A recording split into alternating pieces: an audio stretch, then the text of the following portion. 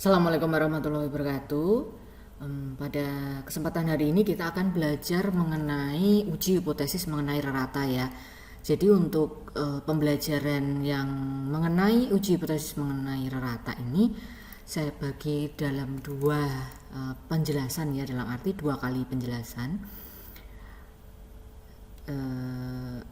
Untuk penjelasan yang pertama ini saya fokuskan pada uji hipotesis mengenai rata untuk satu sampel. Nanti berikutnya saya akan jelaskan yang mengenai dua sampel. Begitu ya, kita jadi berfokus satu persatu dulu ya.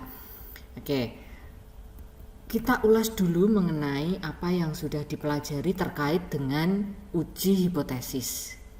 Nah, uji hipotesis sendiri itu adalah prosedur untuk menentukan apakah dugaan sementara, hipotesis itu kan dugaan sementara ya, apakah dugaan sementara mengenai populasi itu harus ditolak atau gagal ditolak gitu ya. Ditolak atau gagal ditolak itu berarti diterima ya, berdasarkan bukti dari data sampel gitu. Jadi uji hipotesis itu digunakan untuk apa? Prosedur untuk menentukan apakah dugaan sementara tadi ditolak atau gagal ditolak gitu ya, berdasarkan bukti yang memang ada gitu ya. Oke. Nah, di dalam hipotesis yang kita pelajari itu ada dua, yaitu dua dugaan. Yang mana dugaan pertama itu bisa kita yang mana hipotesis yang pertama kita istilahkan dengan hipotesis 0 atau H0 gitu ya. Nah, H0 itu apa ya? Jadi biasanya di dalam H0 itu istilahnya tidak ada perbedaan, tidak ada pengaruh gitu ya. Nah, asumsi awal, jadi H0 itu adalah asumsi awal yang dianggap benar sampai ada bukti yang kuat untuk menolaknya. Jadi asumsi awalnya itu apa sih? Yang dianggap benar itu namanya adalah 0. Nah, biasanya di dalam H0 itu selalu mengandung unsur apa? Sama dengan, yang ada unsur sama-sama dengannya ini, itu biasanya 0. Nah, ada lagi selain hipotesis 0 itu adalah hipotesis alternatif. Biasanya kita tulis dengan HA atau H1.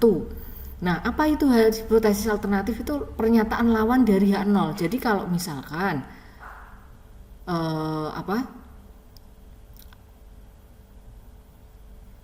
awalnya itu tidak ada pengaruh, maka di hipotesis alternatifnya itu ada pengaruh. Jadi kalau untuk hipotesis alternatif ini atau biasa tulis dengan H1HA itu adalah dugaan yang ingin dibuktikan kebenarannya oleh peneliti. Jadi dugaan penelitiannya apa? Jadi kita punya dugaan awal yang dituliskan dengan hipotesis 0 atau H0. Kita juga punya yang namanya adalah dugaan penelitian yang bisa kita tuliskan dengan HA atau H1.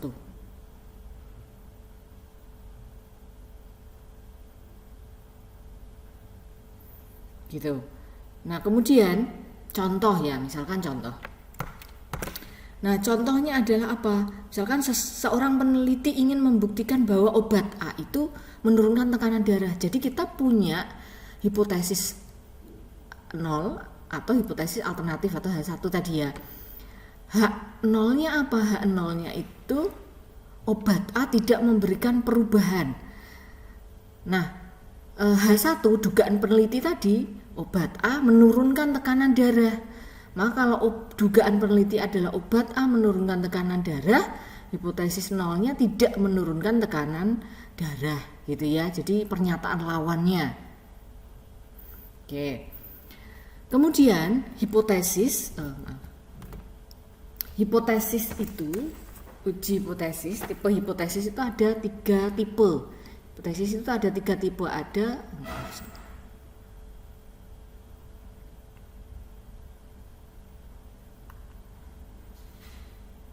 jadi ada tipe A. Jadi uji hipotesis ada 3 tipe ya, ada tipe A, ada tipe B, ada tipe C. Nah, ini nanti saya jelaskan ya tipe A, tipe B, tipe C ini apa. Tipe A, jadi ada hipotesis 0, hipotesis alternatif gitu ya.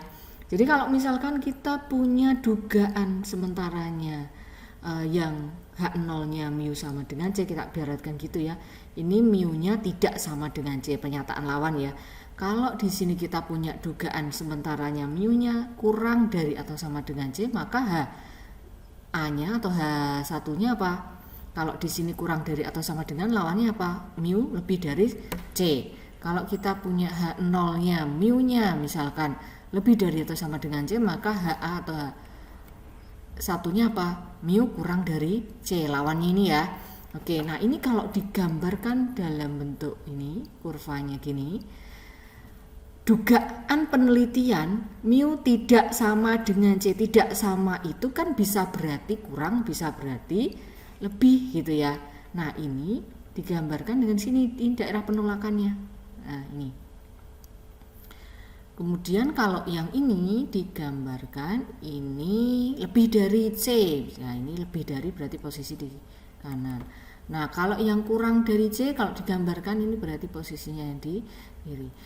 Tipe A, tipe B ini namanya adalah uji satu sisi atau uji satu ekor, istilahnya gitu, ekornya satu di sini. Tapi kalau yang ini ya tidak sama dengan ini, adalah 2 ekor di sini, ada 2 ekor atau istilahnya adalah two tail dan one tail gitu ya. Tipe BC itu dikenal istilah one tail, yang ini adalah two tail gitu ya. Jadi itu tipe-tipe hipotesis ya, ujian hipotesis. Oke, nah kita langsung aja masuk ke contoh ya. Kita langsung aja masuk ke contoh.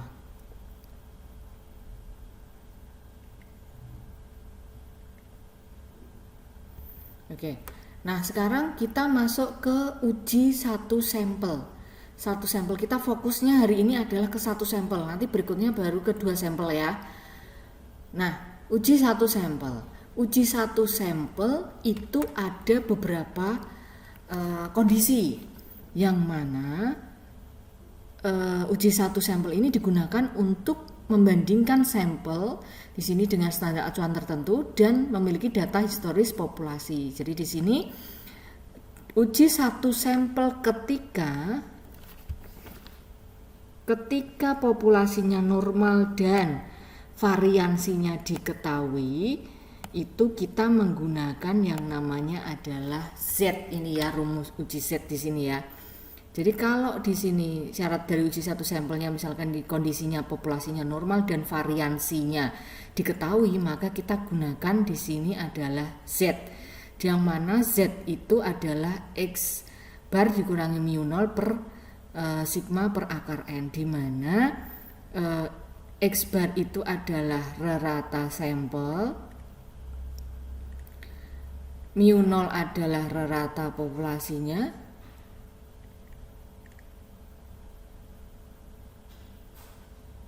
terus kemudian ini sigmanya ini maksudnya adalah deviasinya gitu ya, deviasinya. Kemudian akar N ini adalah sampel yang diambil gitu ya, jumlah N yang diambil. Oke, nah kita langsung aja masuk ke contoh ya biar lebih bisa dipahami ya. Jadi ini adalah tabel terkait dengan uji Z yang kemarin juga sudah saya sharekan ke kalian. Nanti monggo bisa dibuka lagi di sepadanya ya, monggo nanti bisa dibuka lagi tabel-tabel yang sudah saya berikan. Ini pakainya Z, oke ya. Terus kemudian langsung ke contoh. Contoh yang pertama yang akan saya berikan adalah terkait dengan mesin pengisi botol minuman memiliki standar deviasi. Jadi informasi yang diberikan adalah standar deviasi atau sigmanya adalah 5 mili. Ya, kemudian target isi adalah 250 mili.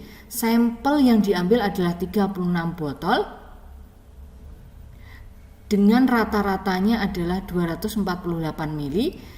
Nah, kita diminta untuk menguji apakah rata-rata isi kurang dari 250 mili pada alfa 5%. Oke, di sini saya akan jelaskan dulu bagaimana prosedur untuk menguji hipotesis step by stepnya atau langkah demi langkahnya.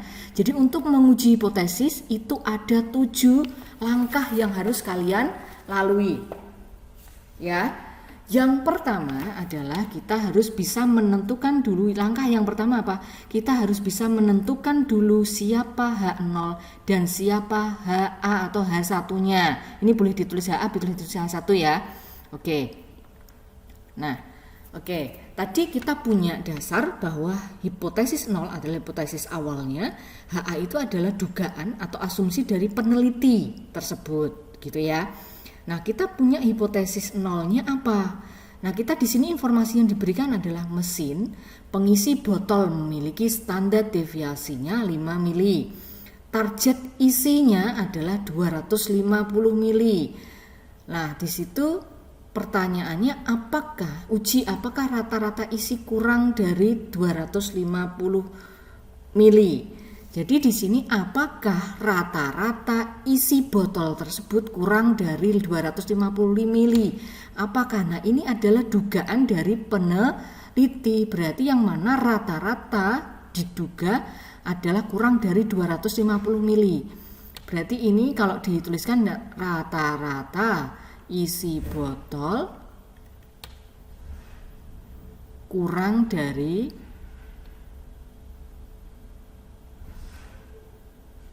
250 mili misalkan.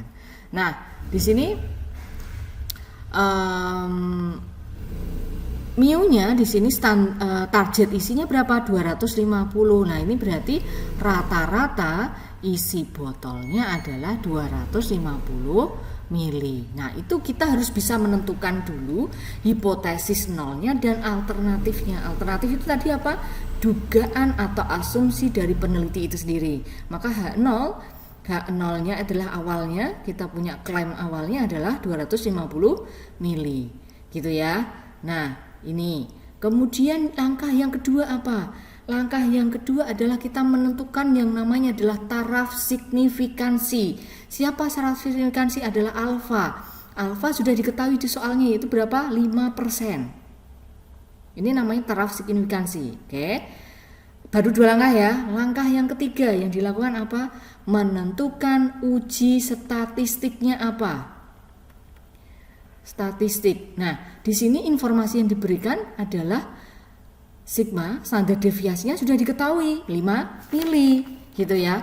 Nah, kalau standar deviasinya sudah diketahui, maka kita pakai ini populasi normal, variansinya diketahui, maka kita bisa pakai yang namanya Z, rumus Z ini. Maka kita pakai apa? 4. Langkah yang keempat adalah tadi belum ya, menentukan uji statistik. Sebentar, belum saya tuliskan rumusnya. Nah, uji statistiknya apa? Pakai Z tadi ya. Pakai uji Z. Kita tuliskan rumusnya, Z sama dengan X bar min mu 0 per sigma per akar N. Nah, ini adalah uji statistik yang kita gunakan. Kemudian langkah yang keempat apa? Kita menentukan perhitungannya. Jadi kalau kita sudah menentukan uji statistiknya, kita hitung nih. Z hitung namanya ya, Z hitung. Apa? Masukkan rumusnya ini. Gitu ya. X ini adalah rata-rata. X bar itu adalah rata-ratanya. Rata-rata apa? Rata-rata dari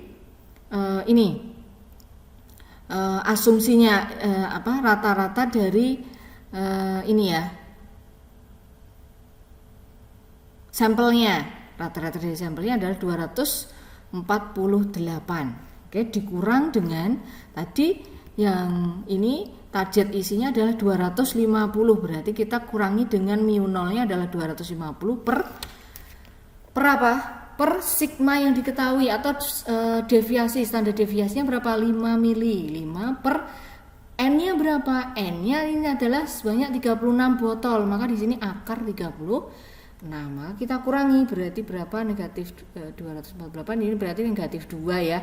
Negatif 2. Nah, ini 5 per akar 36. 5 per 6. 5 per 6 itu berarti 0,833. Nah, ini kalau kalian hitung, berarti kita ketemu Z hitungnya adalah negatif 2,40.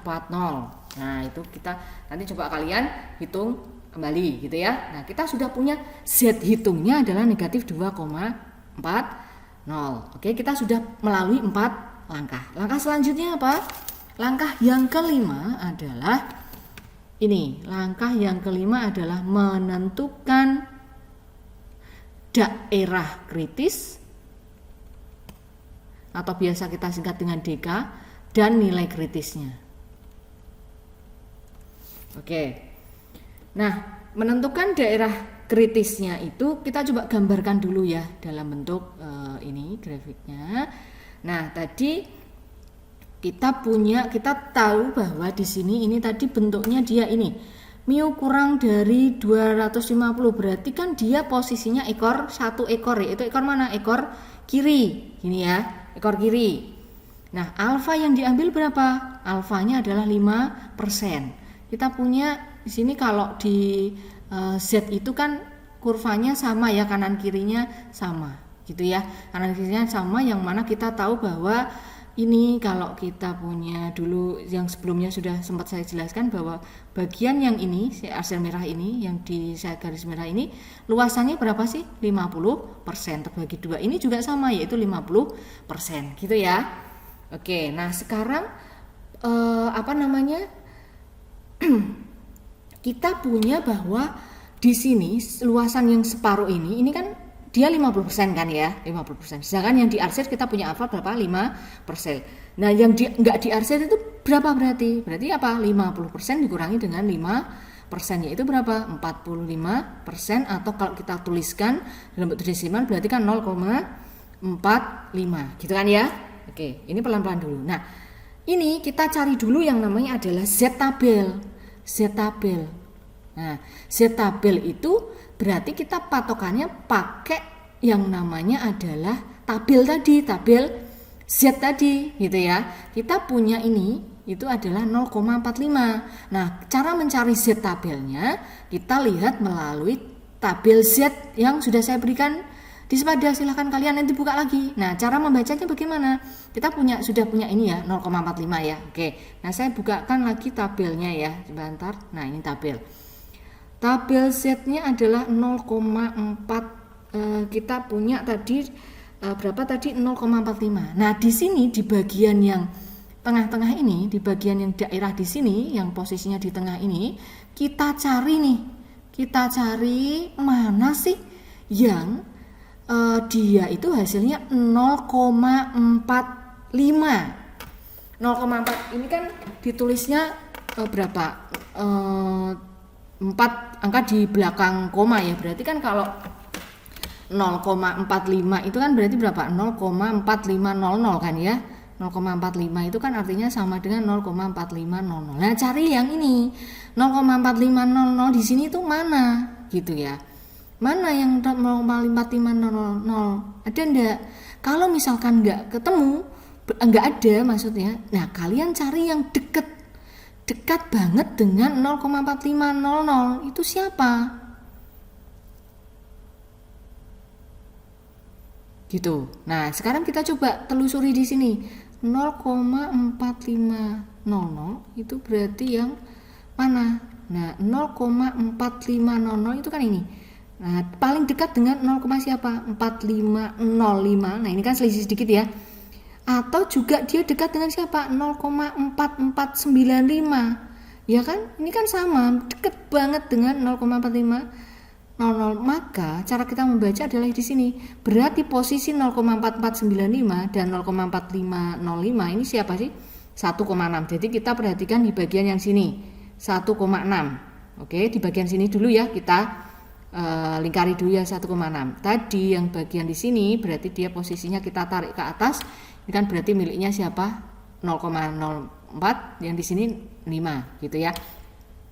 Maka kalau kita punya 0,4500 itu kan berarti posisinya berada di sini kan, tengah-tengah antara ini 4495 dengan 4505 gitu ya. Nah, cara mendapatkannya gimana? Ini kita sudah punya siapa? Cara bacanya itu kita dari sini 1,6 gitu ya, 1,6 dulu baru ke atas jadi 0,04 itu kan 1,64, atau kalau enggak hasilnya berarti 1,65 karena ada 2 ya. Maka kita caranya itu gini, jadi berarti karena ada 2 tadi, maka tadi kan ada 2 ini ya, kita coba bagi 2 ya, berarti 1,64 ditambah 1,65 karena sama-sama ya tadi dibagi 2. Ini berarti 3,29 per 2. Itu kan berarti 1,645. Nah, Z tabelnya itu berarti ini, gitu ya. 1,645. Nah, kalau misalkan tadi ternyata sudah ada langsung plek, ada di sini misalkan 0,4500 ternyata ada di posisi ini misalkan ya. Ini maka ya kalian tinggal nyari 1,65 gitu kan ya. Oke, nah kalau memang nggak tepat ya kita pakai cara yang interpolasi kayak gini, gitu ya. Maka Z tabelnya kita ketemunya adalah 1,645. Maka kalau kita sudah ketemu Z tabel ini berarti posisinya ini ya.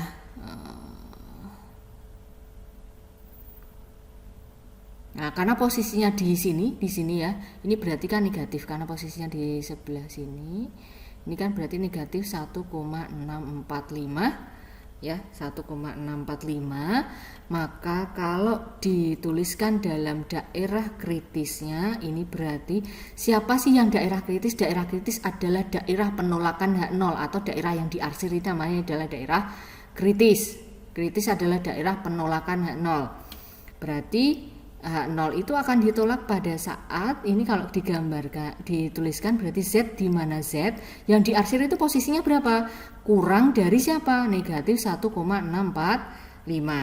gitu ya. Nah, ini yang namanya adalah daerah kritis. Oke ya. Oke, nah sekarang langkah yang keenam apa? Langkah yang keenam adalah keputusan uji. Apa keputusan ujinya? Keputusan uji itu kita melihat dari ini. Dari Z hitung yang kita hitung tadi. Z hitungnya tadi kita hitungnya adalah negatif 2,40 ya. Negatif 2,40.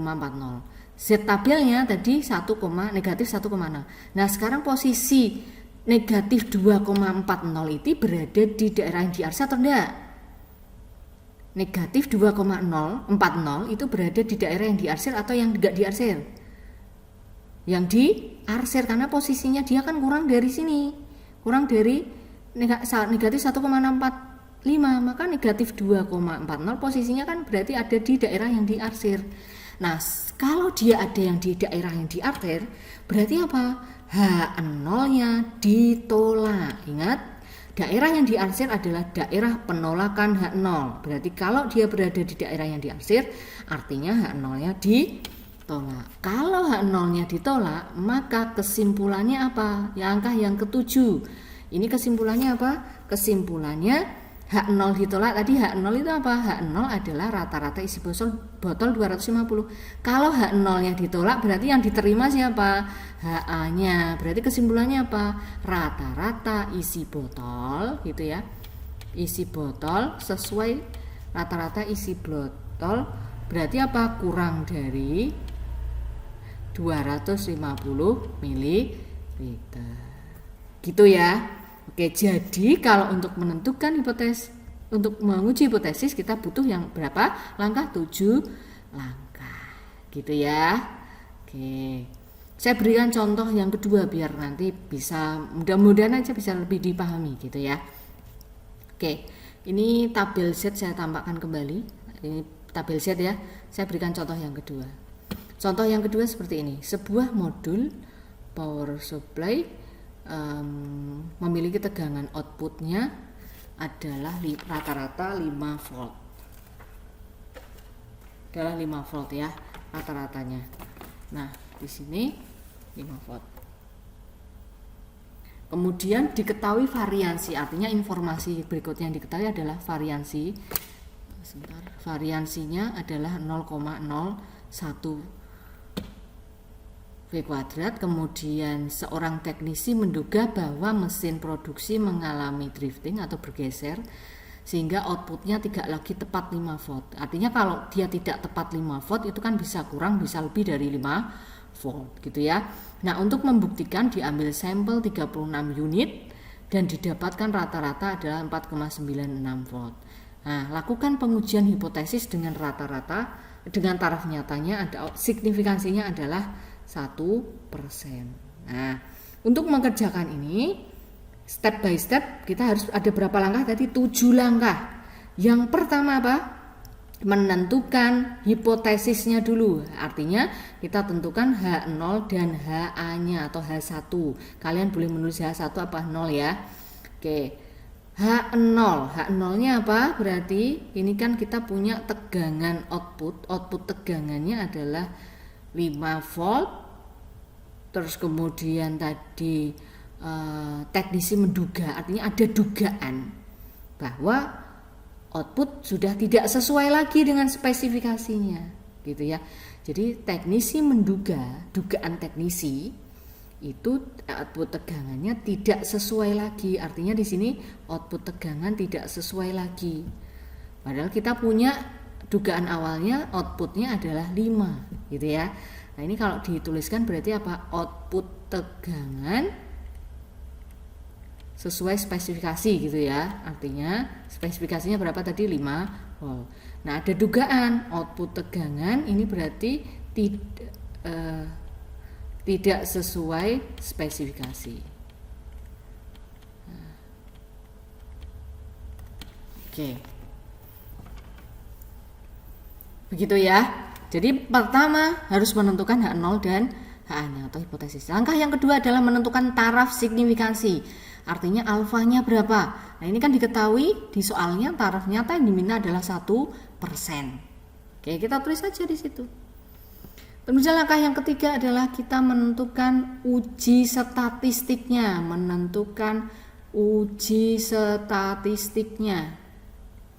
Nah, yang ditentukan tadi informasi yang diketahui adalah variansinya diketahui. Ya, variansi diketahui. Selama variansi diketahui kita pakai Z, rumusnya adalah X per min mu 0 per apa? Sigma per akar N. Nah, kalau sudah kita ke perhitungan. Perhitungan apa? Tinggal kita masukkan angka-angka yang ada di sini gitu ya. X barnya berapa? Kita punya dugaan tadi. Nah, di sini 36 yang di unit supply power supply yang diambil dapatkan rata-rata 4,96. Berarti di sini 4,96 min di sini awalnya tadi berapa? 5 per variansinya yang diketahui berapa? 0,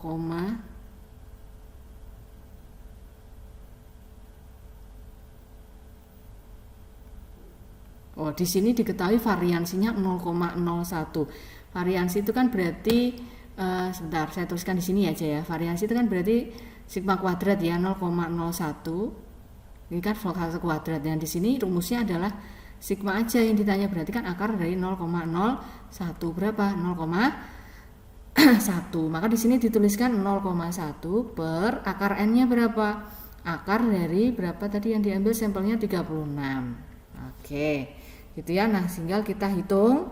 Berarti di sini 4,96 min 5 berarti 0,04 per 0,1 per 6. Ini kan kalau kalian hitung berarti monggo nanti 2,40. Nah, ini berarti artinya apa? Z hitungnya adalah negatif 2,40. Oke ya. Kita sudah ke 4 langkah. Sekarang langkah yang kelima adalah menentukan DK, daerah kritis. Menentukan DK atau daerah kritis. Kita gambarkan dulu ya. Kita coba gambarkan dulu. Nah, ini kan sesuatu yang kurvanya itu kan sama ya, kanan kirinya. Nah, kita coba tadi daerah. Nah, ini dugaannya tadi kan mu tidak sama dengan 0. Tidak sama dengan 0 artinya kalau digambarkan dalam kurva itu kan berarti bisa kurang bisa lebih. Berarti posisinya dia ada 2 ekor di sini. Yang diarsir berarti kanan dan kiri, ekor kanan dan ekor kiri, karena tidak sama dengan tadi. Ya, hipotesisnya kan tidak sama dengan ini. Maka yang diarsir ada ekor kanan dan ekor kiri, gitu ya, untuk menentukan daerah kritisnya. Nah, caranya bagaimana? Tadi alfa yang diketahui berapa? Alfanya adalah 1%, gitu ya. Karena di sini ada 2 ekor, maka caranya adalah alfa tadi yang 1% kita bagi dengan 2 biar adil ya. Maka di sini ada berapa? 0,5% masing-masing dari ekor kanan dan ekor kiri, berarti di sini 0,5%. Oke ya. Nah, padahal tadi masing-masing karena ini sesuatu survanya seimbang, kanan dan kirinya sama, ini kan kurva total luasnya kan 1. Karena bagi 2, maka di sini kan yang sebelah sini 50% nih. 50%, yang ini juga 50% seperti tadi ya. Nah, karena kita sudah punya, maka yang enggak di AC itu berapa? Berarti kan 50% dikurang dengan 0,5%, berarti berapa? 49,5%. Atau kalau didesimalkan 4,950 gitu ya. Oke, nah sekarang tugas kita adalah mencari dengan menggunakan Z-tabel tadi. Z-tabel yang apa? Yang dia 0,49, yang hasilnya 0,4950 di sini. Atau kalau nggak ada yang dekat dengan itu, dekat banget dengan itu, maka siapa? Nah, ini kan kita lihat 0,4949, 0,4951. Berarti kan kemungkinan 4950 kan di antara ini kan ya. Nah, berarti berapa ini? Ini kalau kita tarik ke sini berarti dia punyanya 2,5. Kalau ke atas ini kan berarti dia nanti kalian tabel ini harusnya ditarik ke atas. Ini kan dia posisinya di 7, berarti ini berapa? 1, 2, 3, 4, 5, 6, 7 dan 8 ya, 7, 8, 0, 1, 2, oh ya 7 dan 8, berarti kan 2,57 sama 2,58. Nah ini kan kalau kita sebentar, ini berarti kan posisinya 2,57 ditambah 2,58 per 2 berarti berapa? 5,15 dibagi 2 itu kan berarti 2,575. Nah, berarti di sini posisinya adalah 2,575 ini negatif 2,575 gitu ya. Nah, maka daerah kritisnya siapa? Daerah kritis ini daerah yang ini ya, penolakan H0 yang diarsir ya. Maka daerah kritisnya siapa? Z di mana? Posisi yang diarsir ini berapa? Mulai dari ini dulu. Berarti atau sini dulu, monggo sama aja, ini dulu. Misalkan yang kiri dulu, berarti kan yang diarsir berapa? Z kurang dari negatif 2,575 atau gitu ya, Z ini kan yang sebelah sini apa? Lebih dari 2,575. Nah, ini adalah daerah penolakan H0. Gitu ya, daerah penolakan H0. Dia di rentang ini, maka H0 nanti ditolak. Terus kemudian kita tuliskan di sini keputusan uji. Nah, keputusan uji dari mana? Kita lihat dari siapa tadi? Z hitung kita. Z hitung kita kan negatif 2,40. Nah, posisi ini di mana nih? 2,40 itu negatif 2,40 posisinya di mana? Negatif 2,040 itu posisinya di daerah yang diarsir atau yang enggak diarsir? Coba kalian perhatikan. Negatif 2,40 berada di daerah yang diarsir atau enggak? Nah, enggak kan ya? Enggak diarsir. Dia posisinya di daerah yang di sini-sini yang tidak diarsir. Maka kalau dia berada di daerah yang tidak diarsir, artinya apa? Artinya H0 gagal ditolak atau H0 diterima, artinya gagal ditolak gitu ya. H0 gagal ditolak. Nah, kalau H0 gagal ditolak, kesimpulannya apa? Kesimpulannya berarti ini, kalau H0-nya gagal ditolak itu kan berarti diterima ya, H0-nya gagal ditolak itu kan berarti H0-nya diterima. Berarti apa kesimpulannya? Output tegangan sesuai spesifikasi gitu ya. Output tegangan sesuai spesifikasi gitu ya. H0 gagal ditolak itu kan artinya apa? H0 diterima gitu ya. H0 diterima gitu. Jadi kesimpulannya apa? Output tegangan sesuai spesifikasi. Oke. Ini kalau kasusnya adalah 2 ekor tadi, maka seperti itu. Kalau di contoh yang pertama itu kan saya berikan contoh, dia 1 ekor yang di kiri. 1 ekor alfanya nggak usah dibagi 2, cukup di 5% aja. Tapi bedanya apa dengan 2 ekor? 2 ekor alfanya tadi dibagi 2 gitu ya. Oke, jadi kalian harus teliti dan hati-hati. Dia harus tentukan dulu dia 1 ekor atau 2 ekor. Itu ya, itu untuk 1 sampel kalau variansinya diketahui. Oke, nah sekarang kita lanjut. Ini kita fokus ke 1 sampel dulu ya. Nanti yang 2 sampel saya berikan penjelasan di pertemuan selanjutnya. Nah, kedua kita masih berfokus ke 1 sampel dengan catatan di sini kondisinya populasinya nomad. Tapi bagaimana kalau variansinya tidak diketahui? Maka kita menggunakan namanya adalah uji T. Gitu ya, uji T dengan rumusannya kayak seperti ini gitu ya. Yang ini bahwa T sama dengan X min mu 0 per S per S per akar N. Nah, ya. Karena apa? Karena variasinya tidak ketahui. Jadi di sini per S min akar N pakainya adalah uji T gitu ya. Nah, ini tabelnya. Tabelnya kalian ambil dari mana? Ambil dari uji T, tabel T yang kemarin saya berikan. Coba buka lagi ya, nanti bisa dibuka lagi di yang kemarin sudah saya share. ZT kan sudah saya berikan semua gitu ya. Oke, nah ini gambarannya. Nah, saya langsung aja masuk ke contoh. Contoh yang di sini baterai tipe baru diklaim tahan 10 jam. Nah, suatu penelitian menguji 9 baterai. Jadi diambil sampel 9 baterai. Ternyata rata tahannya adalah 9,5 jam dengan S-nya 0,5 jam.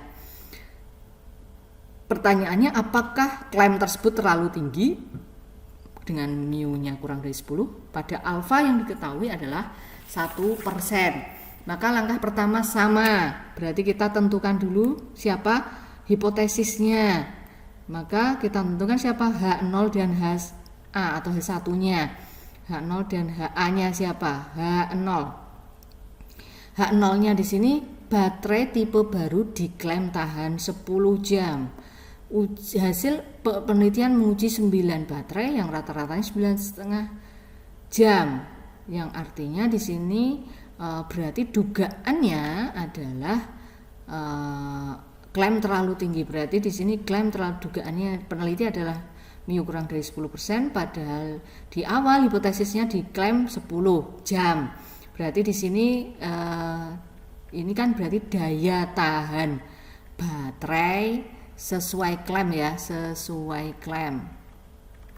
Nah, ini berarti yang kurang itu berarti daya tahan baterai tidak sesuai klaim. Tidak sesuai klaim atau lebih rendah gitu ya, lebih rendah dari klaimnya. Oke, lebih rendah dari klaimnya kan 9,5 jam ya. Lebih rendah dari 10 jam maksudnya. Yang kedua adalah alfanya, yang kita menentukan alfa sudah diketahui 1% yang ditentukan. Kemudian yang ketiga menentukan statistik ujinya. Statistik uji yang digunakan apa? Uji T. Kenapa uji T? Karena variansinya populasi tidak diketahui atau sigmanya. Jadi variansi populasi tidak diketahui, maka kita pakai uji T. T itu rumusannya apa? X bar min mu 0 per S per akar N. Nah, ini yang kita gunakan. Kemudian kalau sudah ke statistik uji, langkah berikutnya adalah masukkan ke perhitungan. Perhitungan itu kalau kita sudah menentukan rumusnya tinggal dimasukkan angka-angkanya. X barnya berapa? 9,5 itu adalah rata-rata setelah diuji gitu ya. Min 10 klaimnya 10 jam per S yang diketahui 0,5 per sampel yang diambil 9 baterai gitu ya. Berarti ini 9,5 min 10 min 0,5 per 0,5 dibagi 3 itu berarti 0,166 per berarti negatif 3. Nah, kalian begitu ya. Oke, ini yang perhitungannya. Terus kemudian kalau sudah menentukan perhitungannya, kita ke menentukan daerah kritisnya. Menentukan DK atau daerah kritis. Menentukannya gimana? Nah, ini bedanya dengan uji Z tadi. Kalau di T itu kan tadi variansinya tidak diketahui ya. Nah, maka kita melihatnya dari T tabel. T tabel ya. T tabel. Nah, ini kita dulu ini tadi ekor satu sisi ya, ekor kiri ya ini ya. Ini ekor kiri. skor kiri. Terus kemudian, nah ini kita harus tahu dulu informasi kalau T yang kalau kita mau menghitung T tabel, namanya T tabel gitu ya. T tabel kita tahu dulu alfanya berapa? Alfanya kan 1%. 1% itu berarti 0,01 gitu ya. DF-nya itu kita harus tahu informasi DF. DF itu degree of freedom atau derajat kebebasan. Kita ambil tadi 9 baterai. DF itu artinya adalah N-1. Padahal tadi yang diambil ada berapa baterai? 9-1 berarti DF-nya 8. Ini berarti 8. Kalian lihat di T tabel yang alfanya 0,01, DF-nya 8. Saya buka tabelnya ya. 0,01 ya. Terus kemudian DF-nya 8. Ini kan DF-nya 8 ya. Ini DF-nya 8. Nah, terus kemudian cari yang 0,01. Berarti posisinya yang mana? Ini ya. 0,01, maaf, yang ini. Nah, yang atas berarti kan 0,1 yang ini. Nah, berarti posisi dia hasilnya T tabelnya 2,896 gitu ya. 646 2,896. Saya tulis saja gitu. Berarti kita tulis T tabelnya berapa tadi? Negatif 2 karena posisi kiri ya. Negatif 2,896. Nah, ini kan kok ditulis negatif 2,896. Gitu. Ya, berarti DK-nya siapa? DK-nya itu adalah T, di mana T-nya yang diarsir siapa? Kurang dari negatif 2,896. Oke, nah sekarang kita posisi yang keenam adalah keputusan uji. Keputusan uji kita lihat T hitungnya tadi hasilnya berapa? Negatif 3. Negatif 3 posisinya berada di daerah yang diarsir atau yang enggak diarsir. Negatif 3 berarti posisinya yang diarsir. Maka yang diarsir ini milihnya siapa? Adalah daerah penolakan H0. Berarti apa? H0 ditolak. Ya, kesimpulannya apa kalau H0 ditolak? Kalau H0 ditolak, berarti yang diterima kan H1 gitu ya. H1 yang diterima apa? Daya tahan baterai tidak sesuai klaim. Daya tahan baterai tidak sesuai klaim. Nah, gitu ya. Nah, oke. Seperti itu kalau kita menggunakan T. Ingat ya, kalau T itu kita harus mencari degree of freedom atau DK-nya DF-nya dulu, N-1. Baru kita cari tadi pakai alfanya, tadi pakai tabel 0,01 tadi, terus pakai tabel T tadi. Gitu ya. Itu tadi terkait dengan uji satu sampel. Kita fokus dulu satu-satu ya, biar nanti yang pertemuan selanjutnya saya akan jelaskan yang 2 sampel. Monggo bisa didalami dulu, dipahami dulu. Nanti kalau sudah, silakan kalian coba kerjakan latihan soal ini yang saya berikan gitu ya. Monggo nanti bisa cari gitu ya,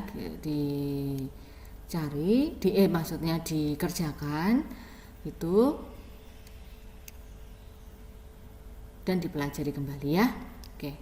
Oke, nanti kalau misalkan masih bingung, kita coba diskusikan lagi nanti pada saat di pertemuan selanjutnya. Begitu teman-teman semuanya. Demikian yang dapat saya sampaikan.